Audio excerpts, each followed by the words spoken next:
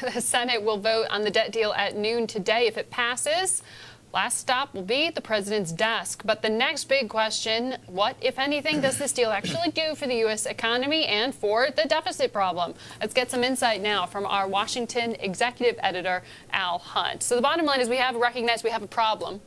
That's the first step, right? Exactly. But what have we done? We have multiple problems, Margaret.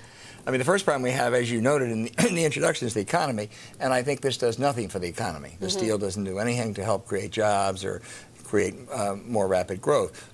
The hope is that over the long run it'll deal with the deficit, which will engender more confidence. I think it's questionable whether it really does that. Yeah, and a lot of people have that question, and I think it's what, 25 billion, 22 billion that's cut in 2012. And it's a question about, are you cutting growth there? But what do you think about the hay that is going to be made of this on the campaign trail? I mean, we have more or less guaranteed that because of this two-step process and because a lot of these decisions are pushed off, this is going to keep going into 2012. Oh, big time. Two ways. First of all, you have the Bush tax cuts, which expire in the end of 2012. That's actually separate from the deliberations of the super committee, unless they decide they want to take up tax reform, which I think is probably too big a lift right now. So that's one thing that will be joined in 2012. But whatever the super committee does or does not do, if there's supposed to be a trigger, a sequestration, takes effect in 2013, after the election, with some huge cuts in defense and other areas, that'll be joined. The whole question of Medicare versus tax cuts. Right. So this will be front and center next year, as it should be. Yesterday we had Jim Manley, who for years worked with the Senator Reid, Senator Kennedy before him, and he said he thought that the way that the president handled these negotiations was not good for President Obama, but it was good for candidate Obama, in that it showed he could come up with a compromise, bipartisan agreement in some form. Is that your take? Well, I think there's certainly an element of that. He showed that he was willing to bend. He was willing to go to the middle. It was an attempt to appeal to independents who like that. Come, let us work together. Kind of sort of an Isaiah version, if you will.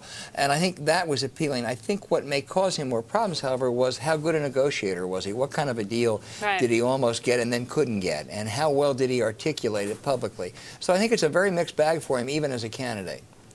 The only candidate who has supported this deal from the Republican side has been Jon Huntsman. Right. Is that a similar sort of middle of the road or move towards that? A little bit for Huntsman. I think the person that was most interesting was Mitt Romney. He was radio silent for weeks, nothing at all.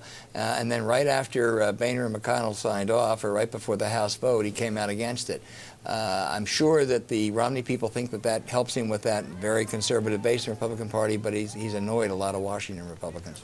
Yeah, well, one Washington Republican senator was just on this show, Senator Shelby, saying he's going to vote no against the bill that goes before the Senate momentarily, actually.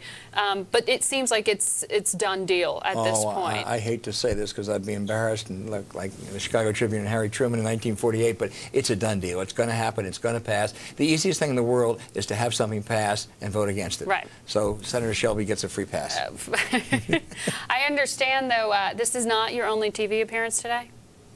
Well, I haven't tweeted you yet about this, Margaret, but to my daughter's consternation, I will be on the Colbert Show tonight. Al Hunt is going to be on the Colbert Show later tonight. Have you been working on your truthiness for your 11:30 No, let me tell you, the appearance? one thing I know, I'm not, you know, I wasn't born yesterday, and I know you don't try to out Colbert because you'll get slam dunked if you do. You're talking about everything that you've been discussing with us, right? The debt deal. Well, the debt. Yeah, that'll be fascinating for people to hear about the debt deal on the Colbert Show. I'll get into sequestration, all those other sexy things. I have a feeling that may be one of the banned words, sequestration. We'll see. But 11:30 p.m. tonight, you can catch Al Hunt on the Colbert Show, and around 11:30 almost every day a.m. on InBusiness. Thank you. My favorite show, Colbert's second. Ah, good. Tell him that.